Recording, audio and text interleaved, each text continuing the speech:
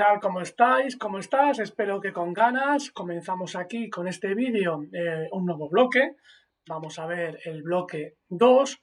Venimos del bloque 1, el bloque anterior de preguntas cortas. Recordar que en el bloque 1 vimos todo lo que ocurrió en la península ibérica antes y durante la llegada de los romanos y terminamos ese bloque 1 con la presencia del reino visigodo y explicando cómo fue esa monarquía visigoda.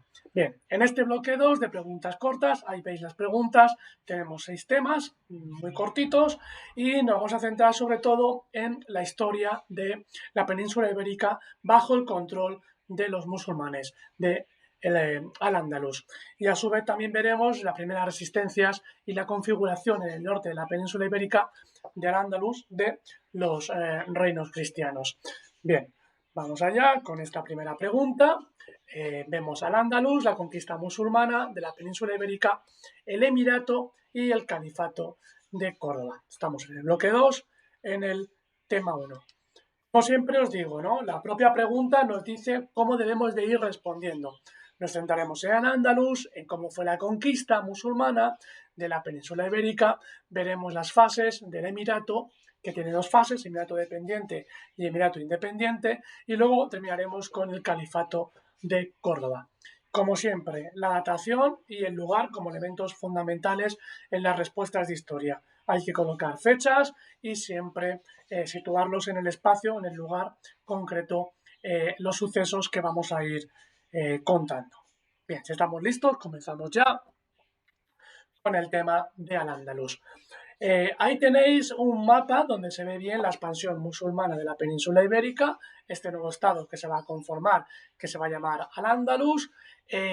Las ciudades más importantes, vemos ahí por ejemplo la ciudad de Córdoba, Granada, Toledo, y como el norte de la península ibérica, lo que sería la franja de la cornisa cantábrica y el Pirineo, queda fuera de la presencia musulmana. Veremos por qué, pero ya anticipo cosas como es un territorio montañoso donde los propios musulmanes no van a querer o no van a ver posibilidades de expansión y de explotación comercial o económica de esa zona. Y vemos también la zona de Carcasona, que ocupa el sur de Francia, que pertenecía al reino visigodo y que también ahí va a estar controlada por los musulmanes en una primera etapa de esta historia de Al-Ándalus. Bien, Al-Ándalus, por lo tanto, vemos que el proceso de expansión del Islam, que nace en la península arábiga, que ahí vemos la península arábiga en el mapa, donde está la ciudad de Medina y de la Meca, que es la poblaciones donde surge el famoso profeta que da origen a la religión musulmana, Mahoma, ¿no? Mahoma es árabe de esta península arábiga. Bien, por situarnos, ¿no? Cuidado con historia con los términos. No lo mismo decir árabe que musulmán. Musulmán son todos aquellos que tienen o que procesan la religión musulmana, que tienen al profeta Mahoma como el profeta de Dios, del profeta de Dios que le llaman ellos a Dios Alá, ¿no? Los seguidores de Alá y de el profeta Mahoma, originarios por tanto de Arabia. Arabia, árabes. Los habitantes de la península arábiga son los árabes. El resto de los musulmanes son de otros territorios. Todos ellos son musulmanes, pero no son árabes. ¿De acuerdo? Los árabes solamente son los habitantes de la zona de Arabia, de la península arábiga, que corresponde, por ejemplo, al país de Arabia Saudita, entre otros, que están en esa península. Es un proceso de expansión que se inicia, por lo tanto, desde la península arábiga y que se va expandiendo por un lado el imperio persa sasánida, hacia Bagdad, hacia la actualidad, Irak y Irán también, y hacia la zona de Egipto, llegando hasta el Magreb, el norte de África, la zona de Argelia y Marruecos, y desde ahí se va a traspasar por el estrecho de Gibraltar al reino visigodo, ¿no? Hacia la península ibérica. En ese proceso general de expansión llegará en el 711 la conquista del reino visigodo de la península ibérica. Bien, es un proceso, por lo tanto, no solamente militar, sino también es religioso, es cultural, es social, que se inicia en el siglo VII después de Cristo. Las tropas que conquistan la península ibérica el reino visigodo, van a ser tropas bereberes. Los bereberes son los habitantes del Magreb, del norte de África. Son una tribu nómada, no son árabes, aunque también son musulmanes, se acaban de hacer musulmanes, se acaban de convertir a la religión de Mahoma y de Alá, y desde esa posición del norte de África, los bereberes con una élite árabe, que van a ser los jefes del ejército, se inicia la conquista del reino visigodo. Bien, ese dirigente primero va a ser Tarik, que cruza el estrecho y que va a derrotar al rey Don Rodrigo, el último rey visigodo, en la famosa batalla de Guadalete en el 711. La conquista de la península ibérica, como digo, está dentro del proceso de expansión general del Islam desde la península arábiga. La victoria de Tarik en Guadalete sobre el ejército de Don Rodrigo hace que se extienda el ejército musulmán por toda la península ibérica. La rápida conquista que la va a ejecutar otro general que va a ser el moro Muza, famoso Muza, no solamente tiene que ver con los logros del ejército musulmán, sino también por la propia característica de la monarquía visigoda, que está en descomposición. El reino visigodo, sabéis y recordáis en el tema anterior, como lo vimos, como la monarquía era electiva. Hay una serie de luchas a la muerte del rey, en este caso a la muerte del último rey, hay una lucha entre los seguidores de Don Rodrigo y los otros seguidores de otros reyes que quieren, o de otros condes que quieren ser también a su vez reyes visigodos. Por ejemplo, vemos Don Julián, que apoya a otros candidatos, y este Don Julián, que era el gobernador, se supone, de la ciudad de Ceuta, colabora con Tarik y con Muza en la conquista musulmana de la península ibérica, pensando que le iban a colocar a él como rey visigodo y no iban a entender que lo que querían hacer los musulmanes era conquistar el territorio. Bien, por lo tanto, la propia descomposición del reino visigodo ayuda a la rápida expansión de la conquista musulmana de la península ibérica. La expansión musulmana se va a frenar solamente en el norte de España, con la famosa batalla de Covadonga, por un personaje mítico que va a ser Don Pelayo en el 722, y incluso los musulmanes van a traspasar los Pirineos y van a llegar hasta el centro de Francia, de la actual Francia. Y en Poitiers, en la ciudad de Poitiers, el rey franco Carlos Martel les frena esa expansión que si no hubiese llegado a toda Europa en el 732, en esa mítica también batalla de Poitiers, como digo, por Carlos Martel. A partir de entonces los musulmanes solo van a quedar unidos al territorio europeo de Al-Ándalus, de la península ibérica, pero no al resto de la Europa occidental, porque van a ser frenados por los francos a partir de esa batalla de Poitiers. Bien, nace un nuevo estado que se va a llamar Al-Ándalus, muere por lo tanto la Hispania visigoda, la España visigoda, de la monarquía visigoda, y nace un nuevo territorio, un nuevo estado que se va a llamar Al-Ándalus y que en diversas formas políticas, y vamos a ir viendo su evolución, va a llegar hasta 1492 con el último reino, que será el famoso reino nazarí de Granada, conquistado en 1492 y que pondrá fin a el dominio musulmán de la península ibérica. Por tanto, un largo periodo de la historia del país. Fases de la historia del Al-Ándalus. Tenemos a partir de la conquista, que es lo que acabamos de contar, todo el proceso de conquista de la península ibérica, tenemos 4 momentos históricos importantes que nos vamos a centrar en esta primera pregunta en 3.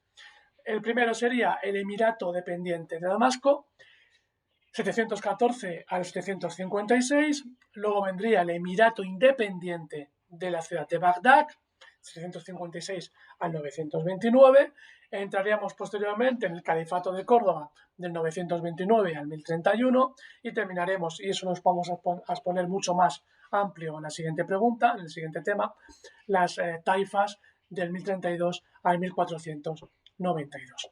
Primera etapa, el Emirato dependiente de Damasco. Bien, ¿por qué es emirato dependiente? Por un lado está la palabra emir, ¿no? Emir sería como gobernador.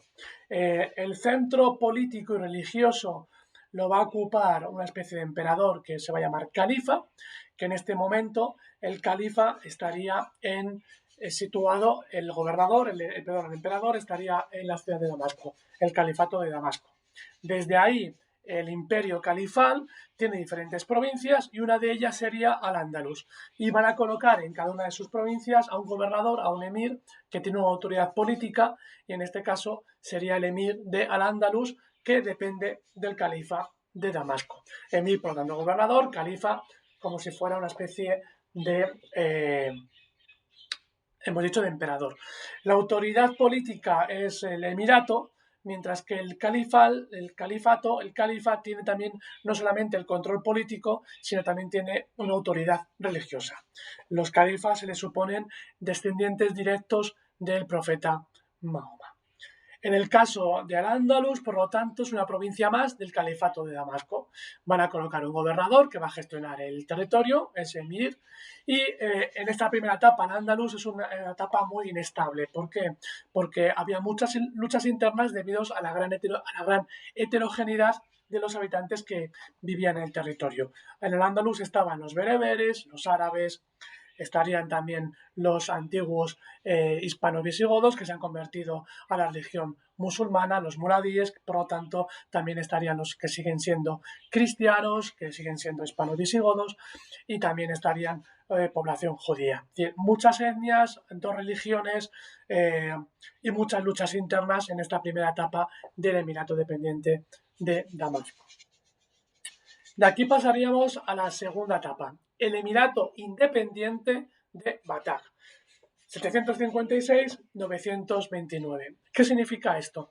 Por un lado, el emir deja de ser dependiente del califa y se convierte en un emir independiente. ¿Por qué?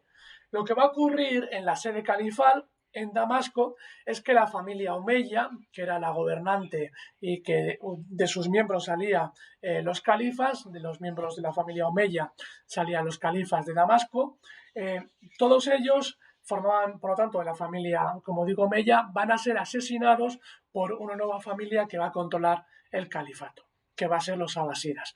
Los abasidas, que son de la ciudad de Bagdad, en el actual Irak, van a asesinar a los omeyas de la ciudad de Damasco.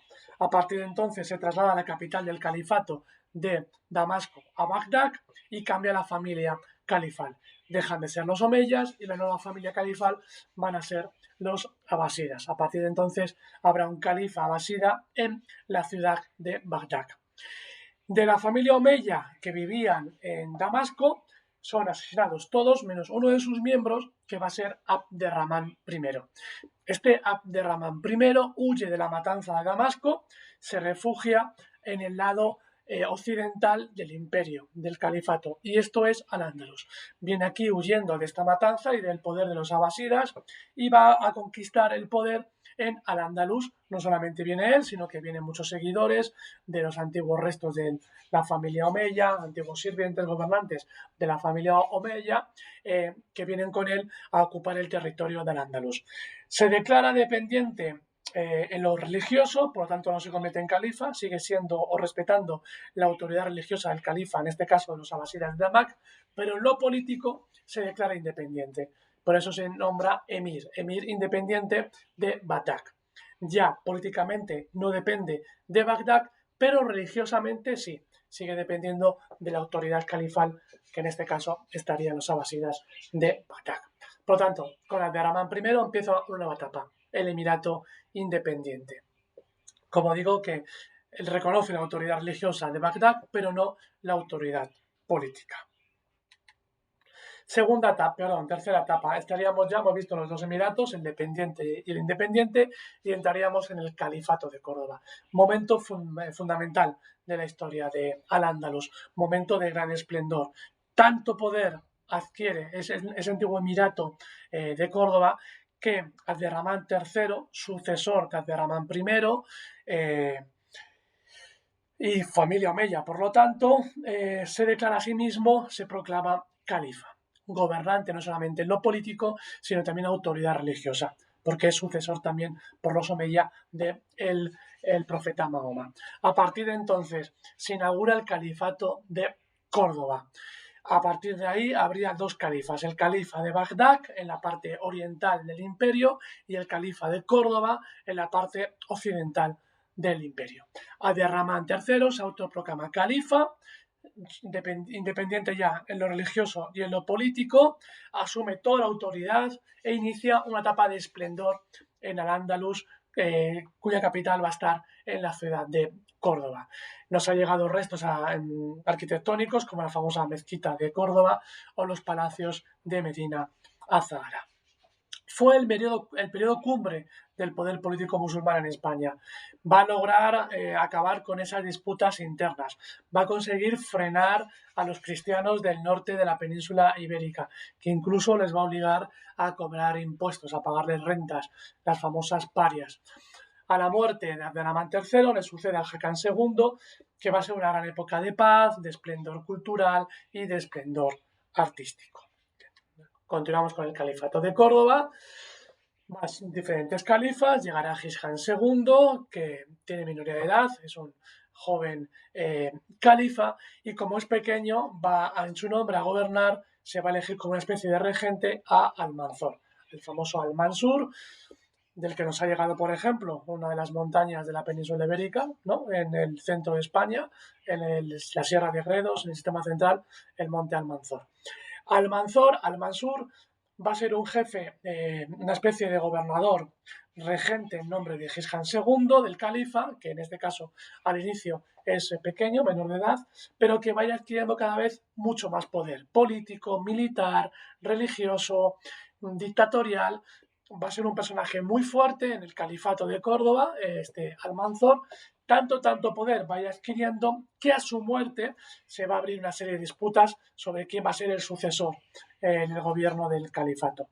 Tantas son estas luchas que al final se llega a una desintegración del califato en diferentes reinos. Se va a compartimentar el califato en diferentes territorios, en diferentes reinos, y cada uno de esos reinos se va a llamar los reinos taifas, que va a ser el siguiente periodo que veremos en el tema siguiente, en la pregunta posterior.